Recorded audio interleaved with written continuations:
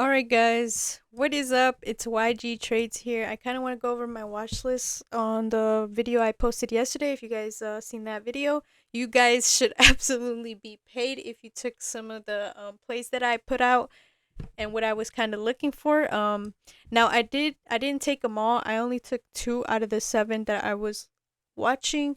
Like I said, it's only one Yuli and I can't take all these setups, but I do like to watch how they played out, right? Because I want to see if my analysis is right. So I'm gonna go first over Apple.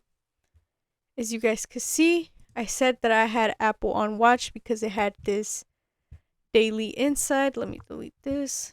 It had this not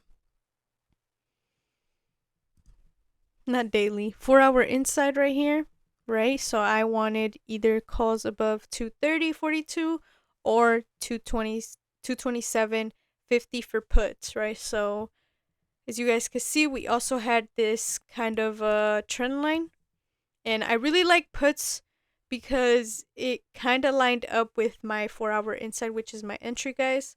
And yeah, that it kind of lined up with the trend line break. So yeah, this play ended up going. Now I did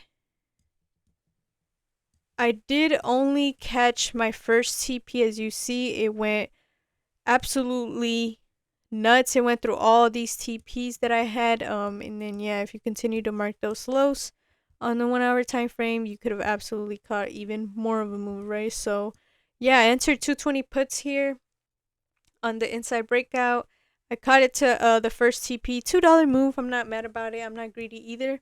And I was in AMD. Like I said, I don't want to be in multiple plays at the same time because it kind of overwhelms me. But yeah, this one I could have absolutely held because EMAs were still all below, right on the 15-minute. Look at that, loss of EMAs, absolutely A plus setup here. And even with this trend line break, yeah, this was a plus for me. But yeah, I only absolutely held to the first TP. So now this one I did not call it out. I took this personally. Now I called out AMD, right? I said this was I really like the setup because it was a double inside day. And let me show you guys what I'm talking about, right? So I marked this 4 hour inside, and then it also on the daily time frame, it also had a daily inside, right? So kind of what I was thinking when I called this out. I got in this play right at open because I got filled around 9:31 a.m. So I got in this play right at open just because I loved how it rejected off these EMAs. It gave us this strong candle below.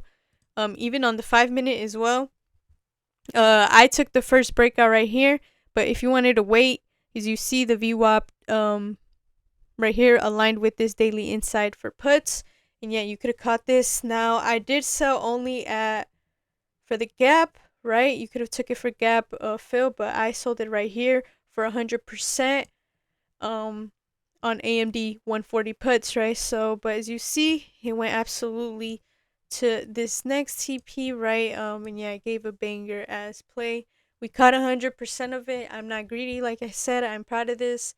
And yeah, I called this out on the Discord. Now, another stock I was looking at yesterday was Google.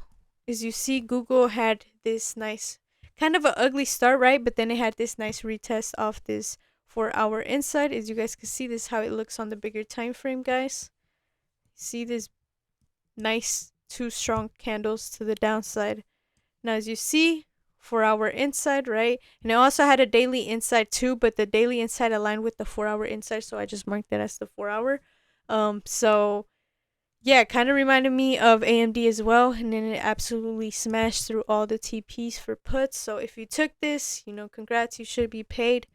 Now let's go to Tesla. Now Tesla was one of those plays where if you got in calls right at open, you caught the first TP at least, right? But as you guys can see, it came back below, bounced off this support level right here on the smaller time frame, and it gave us this nice move back above, right? But then unfortunately it continued to go down. So I mean, for me, this is pretty much still a W if I would have took this, just because it's 214 to 219. Come on, guys, that's a good percentage.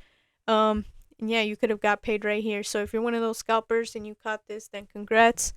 Now let's talk about IWM. This is one that I am very jealous of because as you guys can see yesterday I was talking about how this was a double inside day. As you see, double inside right here. This is the other inside right here for our inside, right? Um and not only that, it had this pattern going too, right? So let's say you didn't feel comfortable with taking the breakout of the pattern. Um you could have absolutely took either the breakout of the 4-hour inside or waited on that candle close below, or the breakout of the daily inside, right? So as you guys can see, this gave us a nice strong candle right here as we were breaking through.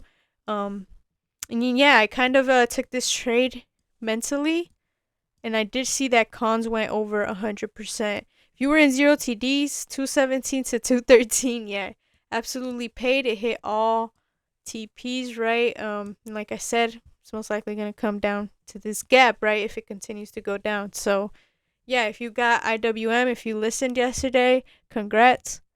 Let's look at NVIDIA. This was one that I said that I liked as well because it had a double inside day as well. But this one, unfortunately, I was looking at it like 2 minutes before market opened, and I just didn't like how it was, already below.